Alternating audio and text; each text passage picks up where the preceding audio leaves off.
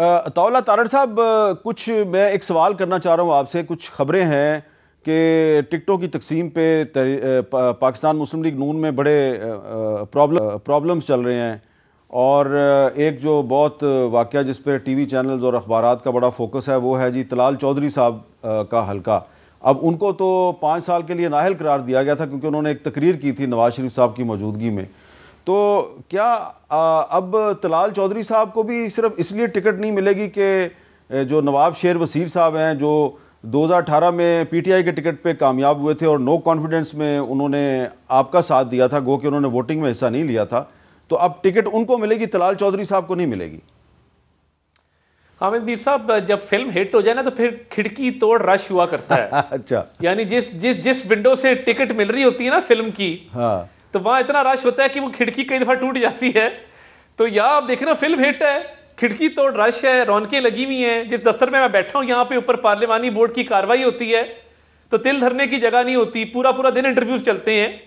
तो ये सियासी प्रोसेस है और बाकायदा पूरी टाइम देते हैं मियाँ नवाज शरीफ साहब, एक एक कैंडिडेट का खुद इंटरव्यू करते हैं। बहुत सारे हल्के हैं जहां पे मसाइल मौजूद हैं, जहां एक से ज्यादा उम्मीदवार है, ये कामयाबी की निशानी होती है। मैंने ये सवाल आ रहा हूं, मैंने आप सवाल इसलिए किया कि गुजरांवाला से अशरफ अंसारी साहब को टिकट इसलिए नहीं मिली कि जी उन्होंने लॉयल्टी चेंज की थी।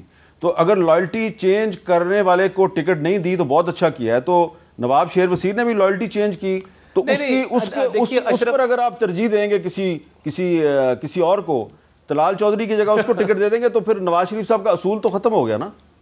नहीं, देखें, बहुत सारे मामलात हैं जो खुशउस्लूबी से हल होने हैं, हो भी रहे हैं, और कोशिश की जा रही है कि जहां जहां 2 उम्मीदवार हैं कोई सेटलमेंट करवा दी जाए, किसी एक उम्मीदवार को किसी और जगह पे एडजस्ट कर दिया जाए। तो ये मामलात साथ साथ चल रहे हैं। अशरफ अंसारी साहब का थोड़ा मामला ये था कि वो पार्टी क़यादत के खिलाफ उन्होंने कुछ ऐसी गुफ्तगू की थी जो कि नामुनासिब थी, और 2-4 मरतबा की मरियम बीबी की गाड़ी रोकने की कोशिश की, शहर में एहतजाज का ऐलान किया। तो वो कुछ चीज़ें थी जो रिकॉर्ड का हिस्सा हैं।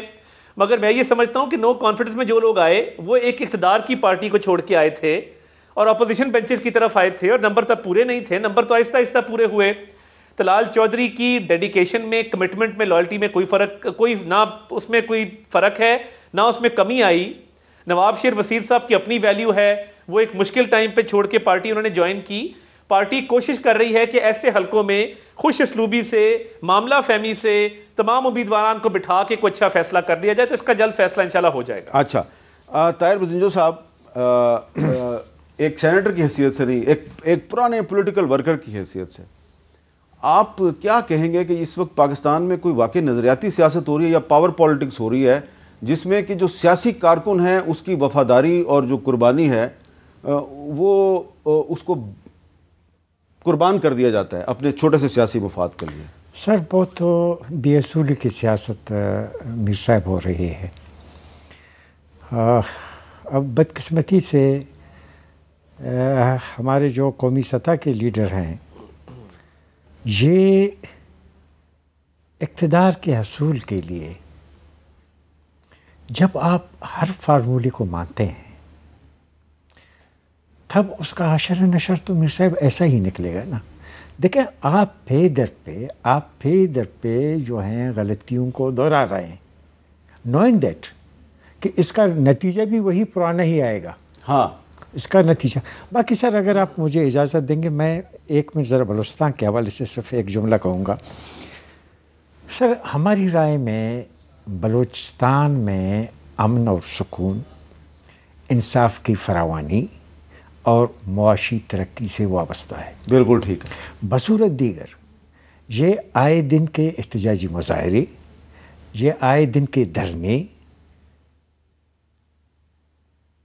किसी बड़े इंतशार और अफरा तफरी में भी। अच्छा, आप बड़े मोहतात अल्फाज इस्तेमाल कर रहे हैं, लेकिन मुश्ताक साहब ने थोड़ा खुल के बात की है कि 16 दिसंबर 1971 का जो सानिया है उससे सबक नहीं सीखा गया। तो मैं तो थोड़ी खुल के बात करूँगा कि आप ये ना समझें कि जी बलूचिस्तान में कोई बहुत बड़ा जुलूस नहीं निकल रहा, कोई बहुत बड़ा मुजाहरा नहीं हो रहा, तो इसका मतलब है सब ठीक है। ऐसी बात नहीं है।